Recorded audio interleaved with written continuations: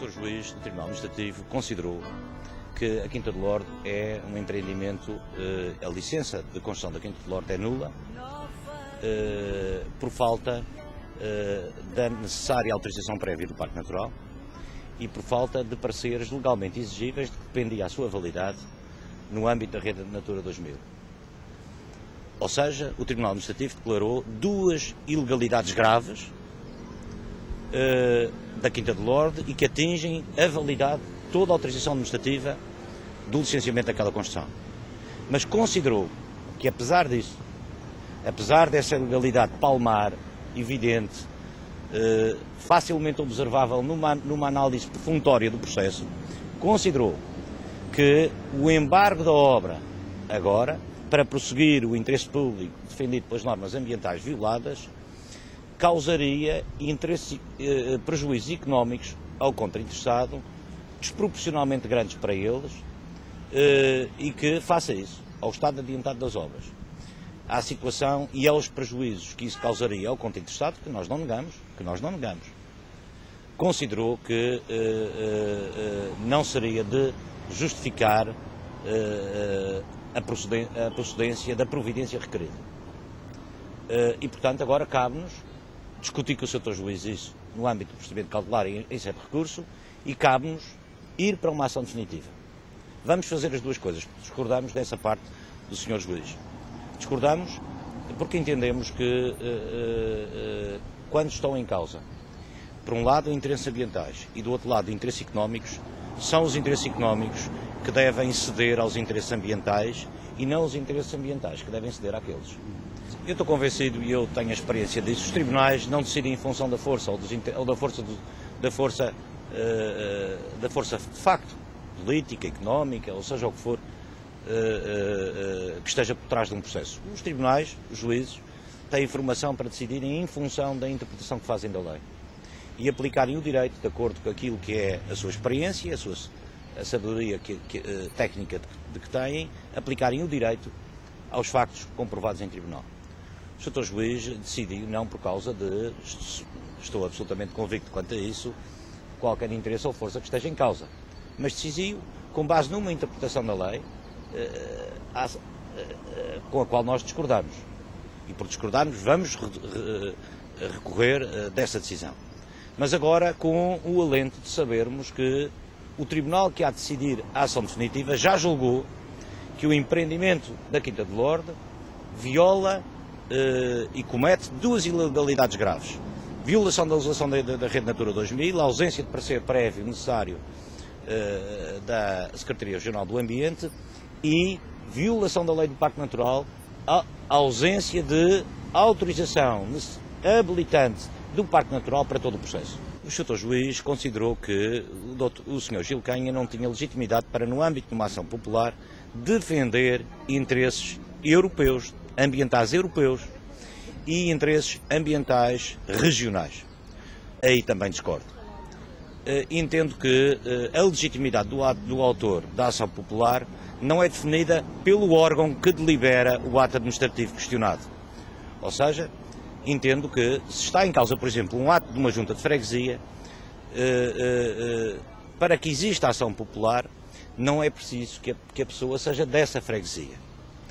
Só será necessário que a pessoa seja dessa freguesia se estiverem apenas em causa interesses daquela freguesia. A ação definitiva visa, de modo definitivo, isto é um procedimento cautelar, visa, numa ação definitiva, num processo administrativo normal, declarar a nulidade da construção, da licença de construção da Quinta do Lorde, por violação das ilegalidades verificadas pelo juiz do processo, violação da Lei do Parque Natural e violação da Rede Natura 2000, mas ainda por outros factos que não foram apreciados neste processo ou que não foram considerados indiciariamente provados, que é a violação do PDM, nulidade do PDM de Machico e violação da própria licença administrativa que licenciou a Quinta do Lorde do PDM de Machico. Porque nós invocamos desta providência cautelar e vamos continuar a invocar que o empreendimento da Quinta do Lorde está a ser construído muito para além da área considerada urbanizável pelo PDM. Repare, se o ato for declarado nulo, todos os atos materiais de execução dos atos administrativos são nulos e terão de ser demolidos. Isso é uma consequência legal. É claro que isso comporta para os promotores das obras grandes prejuízos. Muito bem. Já foi reconhecido pelo Tribunal. Comportará grandes prejuízos. E aí a única coisa que eu tenho que dizer é que as entidades responsáveis por esses prejuízos têm que pagá-los. E a entidade responsável máxima por esses prejuízos é a Câmara Municipal de Machico. A Câmara Municipal de Machico tem que pagar esses prejuízos, terá de pagar esses prejuízos ao promotor imobiliário. Também não se aceita que um promotor imobiliário de boa fé pretenda fazer um investimento daquele vulto na Madeira e não esteja assegurada, no âmbito do procedimento administrativo para o licenciamento desse investimento, não esteja assegurada a legalidade total desse empreendimento.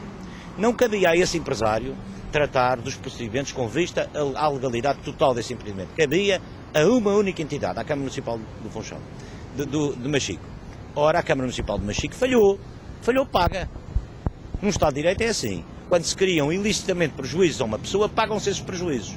Os prejuízos de capital, os prejuízos de juros, os prejuízos de quebra de lucros, porque poderá haver quebra de lucros. Ora, eu queria que isso ficasse totalmente esclarecido.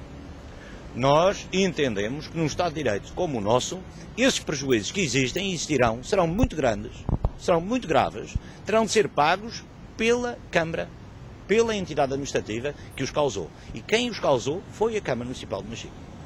E espero que, e apelo a todos os empresários, que em casos iguais sejam afetados por decisões, ou os seus investimentos sejam afetados por decisões que incorrem nas ilegalidades que estas incorreram, que façam tudo o que estiverem ao seu alcance e movam as ações judiciais necessárias contra as entidades administrativas responsáveis para ressarcirem os seus danos. E espero mesmo, apelo mesmo a que os empresários da Quinta do Lote o façam o mais depressa possível. Para que as entidades administrativas que estejam em causa, eles saberão da sua vida. Mas é preciso também que as entidades administrativas na Madeira saibam o que custa violar a lei. E saibam o que custa ter de pagar os prejuízos que, com a violação da lei, provocam às sociedades e aos particulares interessados. Mas esta indenização é uma consequência da demolição? Como é que é? Repare, um empresário que de boa fé faz um investimento, considerando que ele é legal, e vem depois a verificar que esse investimento é absolutamente ilegal e contrário à lei, e que a obra construída terá de ser demolida, esse empresário, que é afetado por isso, que é afetado, por exemplo, designadamente, no próprio nome do projeto, no bom nome do próprio projeto, no bom decorrer da exploração do próprio empreendimento. Esse empresário deve calcular os seus interesses e interpor as ações que tiver, todas as ações que tiver ao seu alcance, com vista a requerer a condenação das entidades administrativas responsáveis pelo licenciamento nulo e ilegal, a requerer a indenização total dos prejuízos totais causados por essa nulidade e por essa invalidade.